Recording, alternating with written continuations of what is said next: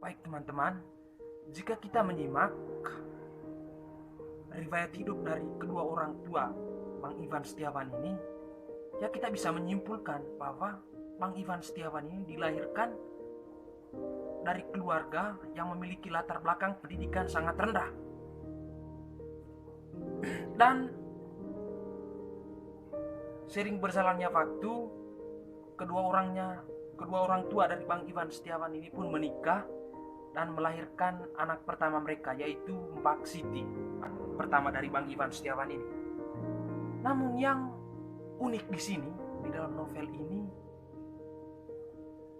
Bang Ivan mengatakan bahwa sangat jauh berbeda kemampuan yang dimiliki oleh Mbak Siti atau kakak pertama dari Bang Ivan Setiawan ini dengan kedua orang tuanya, kedua orang tua mereka. Sangat berbeda teman-teman sekalian. Mbak Siti di dalam novel ini disebutkan oleh Ivan sebagai pembuka jalan bagi adik-adiknya, khususnya bagi Bang Ivan Setiawan.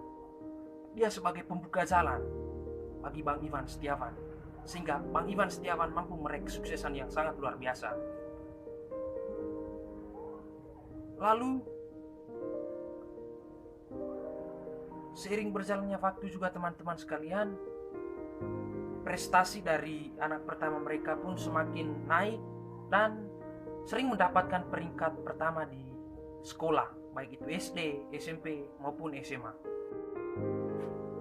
Selanjutnya beberapa tahun kemudian lahirlah anak kedua atau kakak kedua dari Bang Ivan Setiawan ini, yaitu seorang perempuan juga.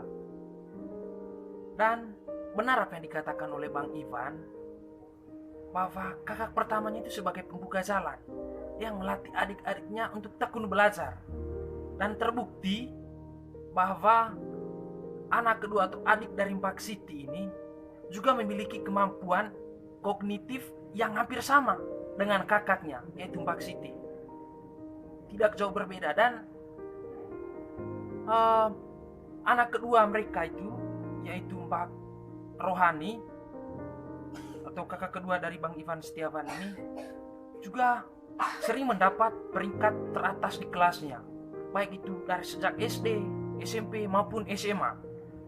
Dan di sini Mbak Rohani ini yang akan menjadi PNS di dalam keluarganya mereka.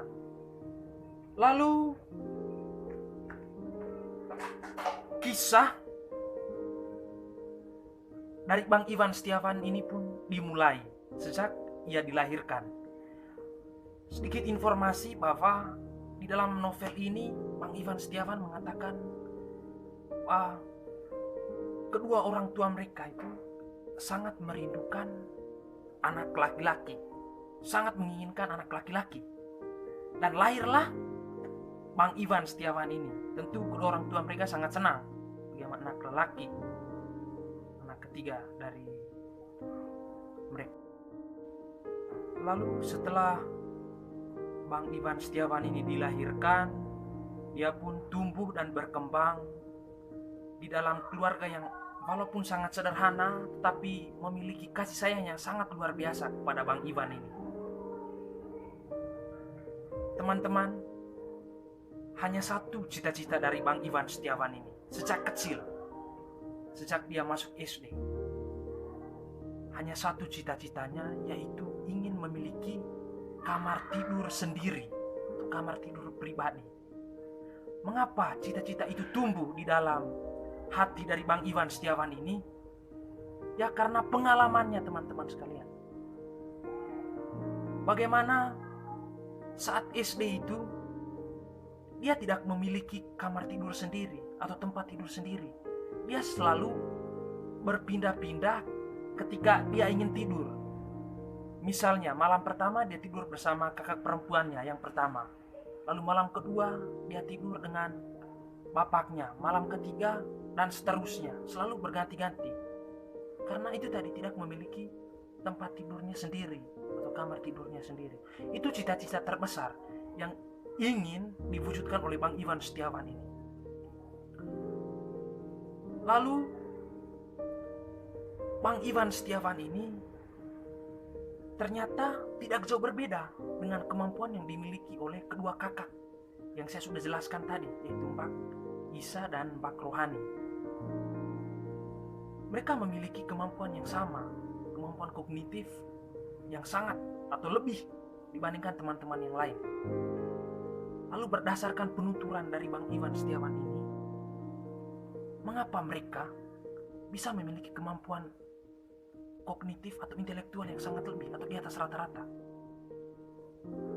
Jadi di dalam novel ini dia menjelaskan bahwa kemiskinan itulah yang membuat kemampuan kami itu tumbuh semakin besar dibandingkan teman-teman yang lain. Berangkat dari kemiskinan. Apa maksud dari Bang Iwan Setiawan mengatakan bahwa kemampuan intelektual mereka itu tumbuh berangkat dari kemiskinan? Jadi teman-teman sekalian, Bang Iwan dan saudarinya, 4 orang saudarinya, itu tidak mengenal apa yang dinamakan dunia luar. Tidak mengenal teman-teman yang memiliki kemampuan ekonomi yang sangat tinggi dibandingkan mereka. Mereka malu atau minder untuk bergaul dengan teman-teman yang lain, sehingga waktu mereka lebih banyak dibuang di dalam rumah. Sehingga buku pelajaran, buku-buku non-fiksi itu mereka sering sentuh atau sering main, dalam tanda petik sering main lah. Ya itu tadi, karena mereka tidak ada waktu untuk bermain di luar. Sehingga untuk menghabiskan waktu kosong mereka, mereka hanya memanfaatkan membaca buku, belajar materi, bermain-main dengan buku mata pelajaran mereka. Jadi itulah kunci dari mereka, teman-teman sekalian. Kemudian Bang Iwan Setiawan ini, atau tokoh utama dalam novel ini, itu masuk sekolah dasar. Ya seperti yang saya katakan, tidak jauh berbeda lah kemampuan yang dimiliki oleh Bang Iwan Setiawan ini dengan kedua orang kakaknya tadi. Bang Iwan Setiawan ini sering mendapatkan peringkat teratas. Paling rendah dia mendapatkan peringkat ketiga di kelasnya, sejak dari SD, SMP maupun SMA. Dan setelah Bang Iwan tamat dari bangku sekolah menengah atas atau SMA, dia pun memutuskan untuk melanjutkan ke perguruan tinggi, dan dia memilih salah satu universitas yang sangat terkenal di Indonesia, teman-teman sekalian, yaitu IPB, Institut Pertanian Bogor.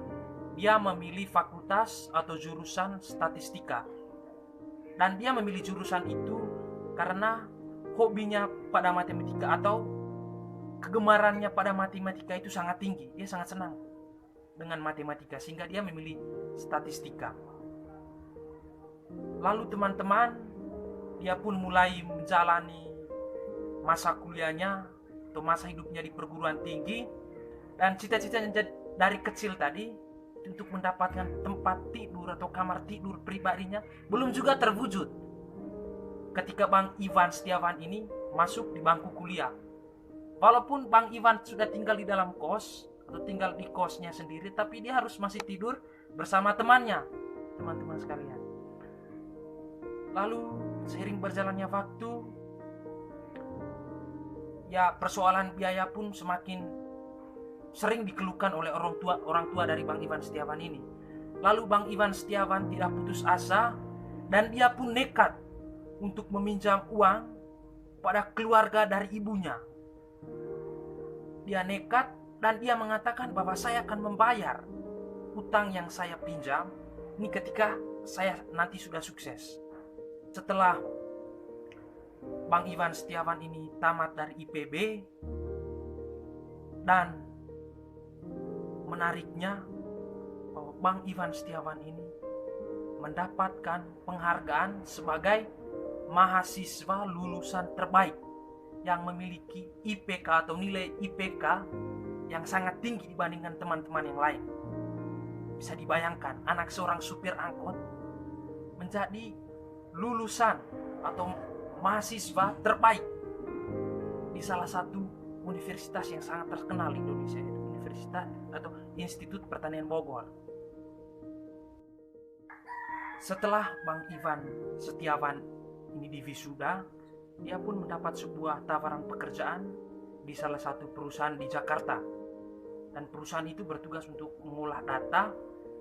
Dan dia pikir, Bang Iwan Setiawan ini pun pikir, ya saya kira ini cocok dengan jurusan yang saya pilih. Lalu dia pun masuk ke perusahaan dan mulai bekerja dan menekuni pekerjaannya.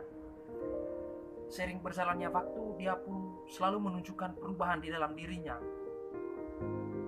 Dan suatu ketika di mana dia membuat takjub seluruh rekan-rekannya yang berada di kantor tersebut.